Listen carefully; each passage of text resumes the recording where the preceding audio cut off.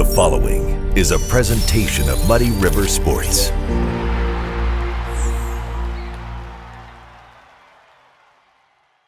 This is the list. I'm Muddy River Sports editor Matt Schuckman, and we're talking baseball, and we switched up our schedule of lists this week for a very good reason. The passing of Cardinals legendary manager Whitey Herzog led us to this, the top 10 favorite Cardinals.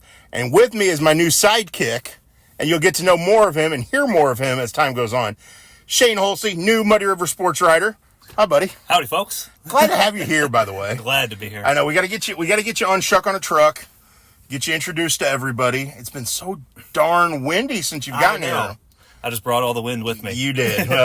Being a St. Louis area guy, Shane grew up in Wentzville, Missouri, just outside of St. Louis.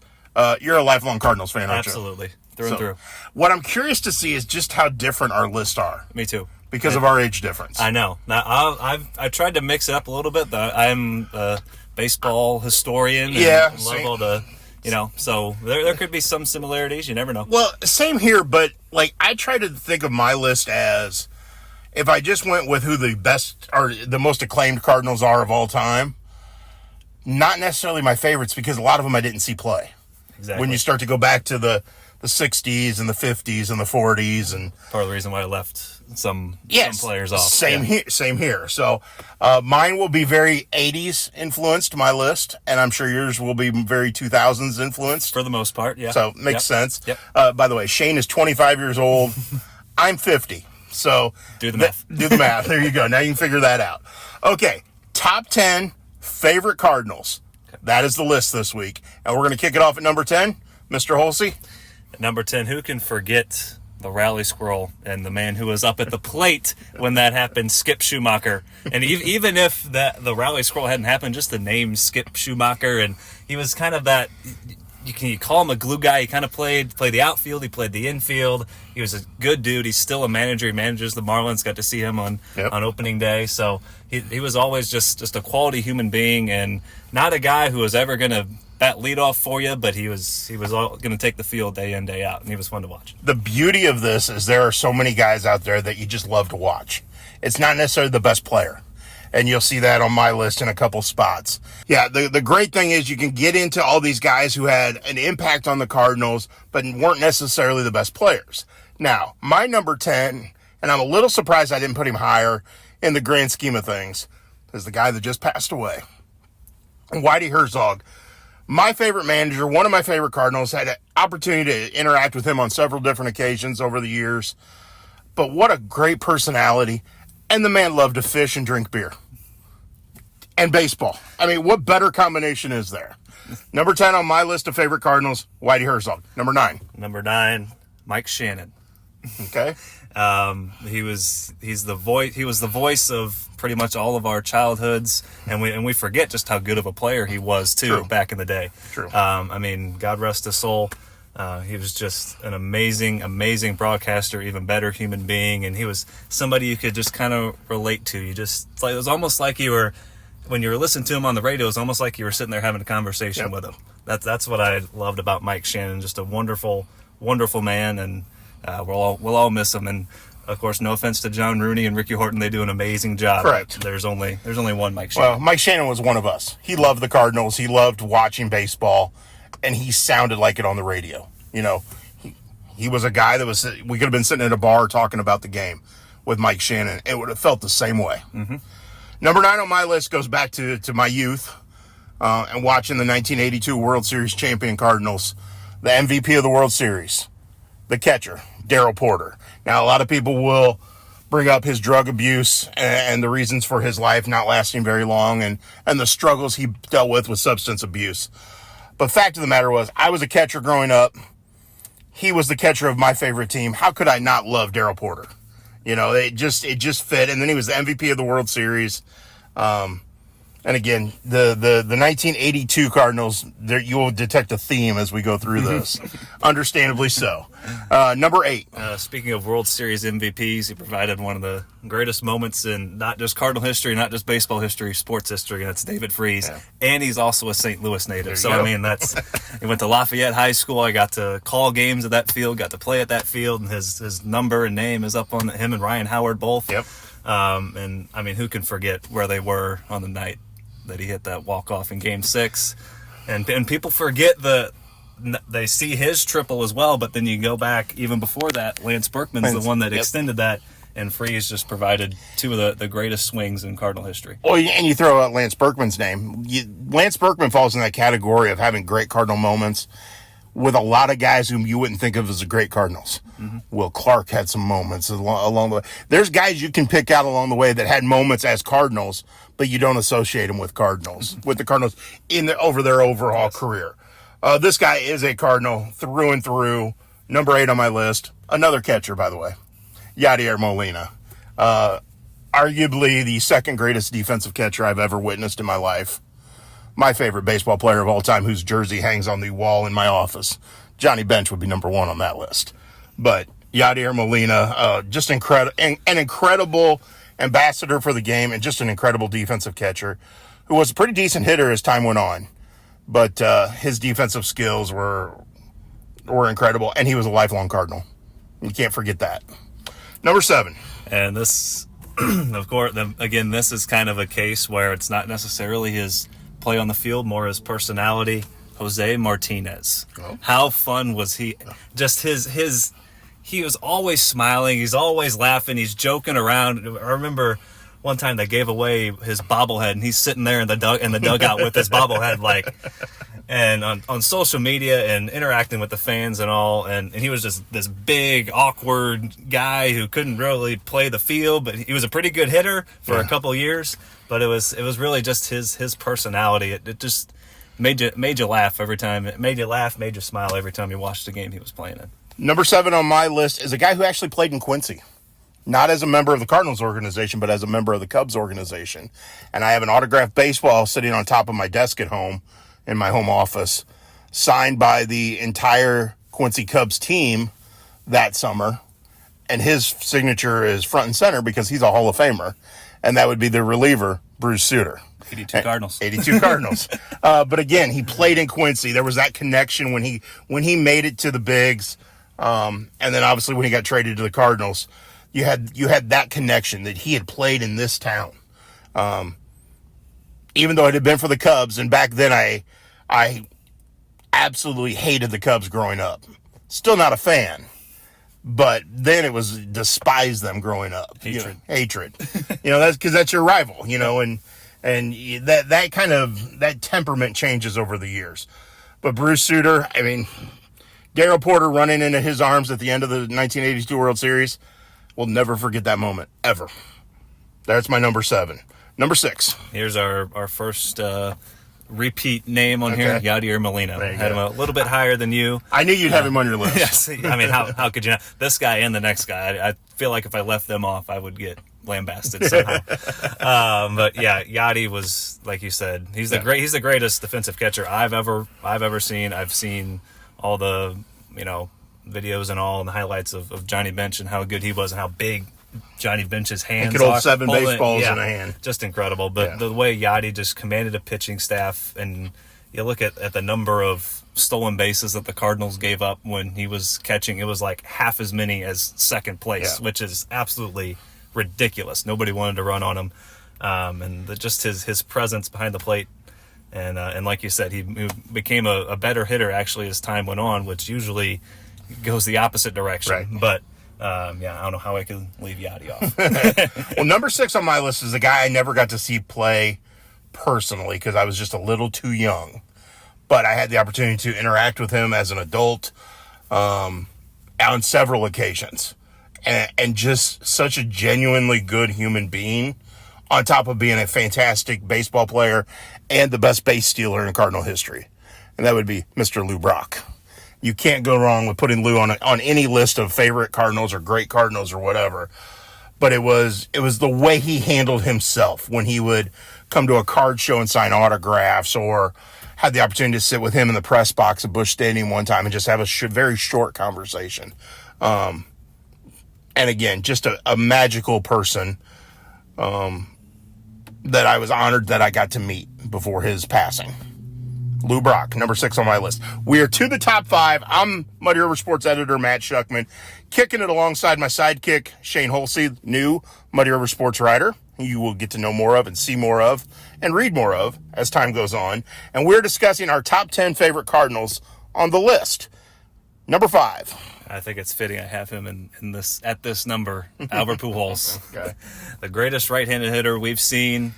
I mean, it pretty much speaks for itself, the impact he had on so many Cardinal teams, and the fact that he was drafted so deep. Nobody really knew who he was. They didn't even know how old he was even. That's a whole nother conversation. Yes. But just his longevity and how good he was, how consistent he was for so long.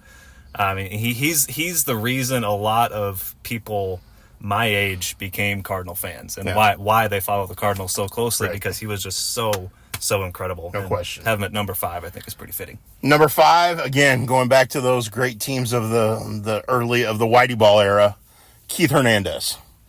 As a guy who ended up playing first base in some instances, I looked at him and the way he handled himself, and I know he and Whitey had their issues, and it's the reason he was, shipped out of St. Louis.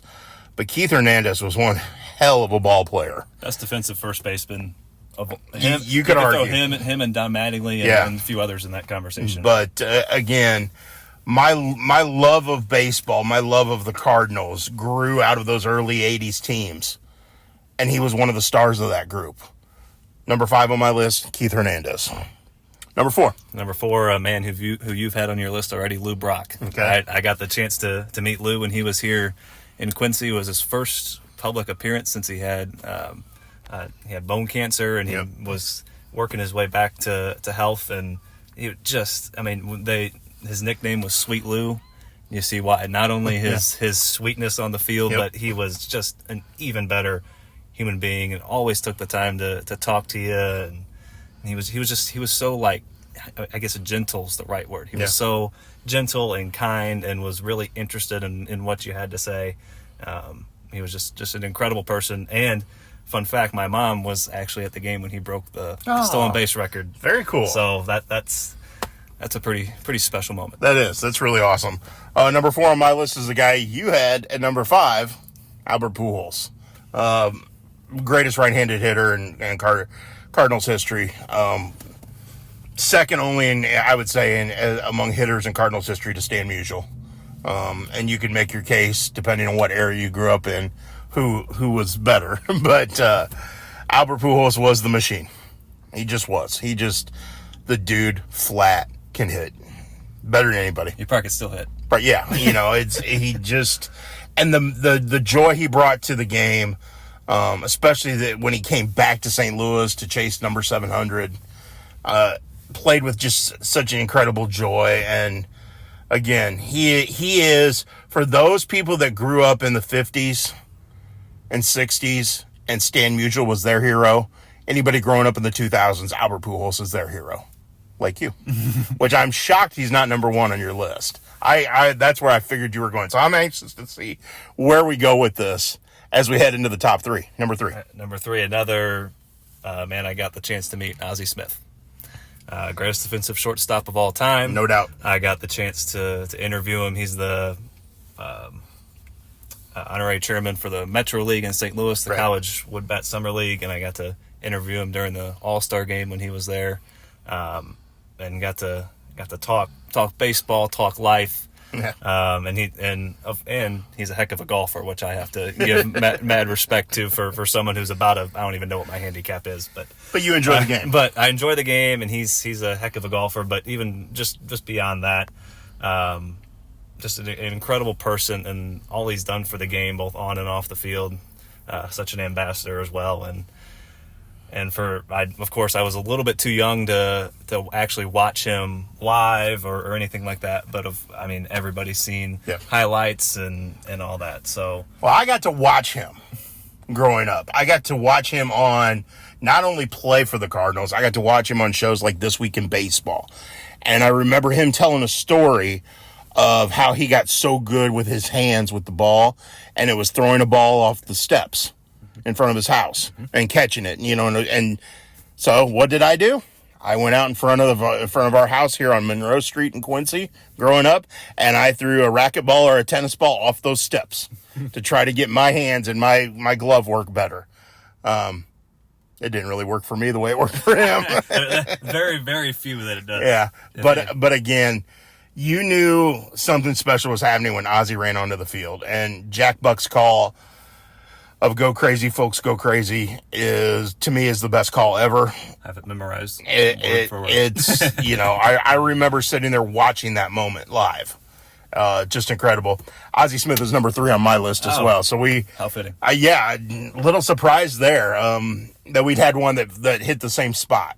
But Ozzie, one of the greatest Cardinals ever. Number 2, Waino, Adam Wainwright. Okay. One of my favorite pitchers to watch during my lifetime. His pretty much the prime of his career when I was really watching and got invested in baseball. Started as a closer.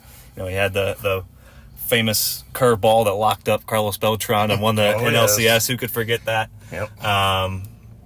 And not only that, but a common theme we're noticing throughout this, and something that we've both kept in mind is the quality of person that they are. He is one of the best people you'll ever meet. Well, and I think as we go down this list and you talk about that, look at all these guys and what they've done for the St. Louis community. They haven't just played baseball in St. Louis. They've made St. Louis their home. They've been a part of the community. And Wainwright's one of those guys, and now he's a heck of a country music artist as well. How about that? Never saw that coming, but pretty neat. Georgia boy, it's probably it's in his blood. Yes. Number 2 on my list, again, goes back to the 82 Cardinals. The starting right fielder, the man who I modeled my batting stance after, George Hendrick. Silent George, I wanted to be him. I wanted to hit the baseball like him. And you could pick out any of those guys off those early 80s teams or the mid 80s when, they won 3 pennants from 82 to 87 and a World Series championship to boot.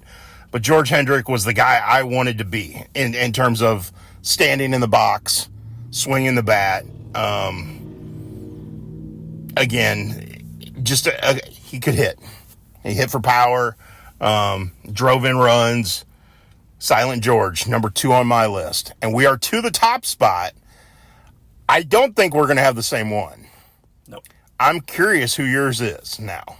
Since Pujols was not number 1, Yachty was not number 1, Waino was not number 1. Where are you going? Stan the man. Okay.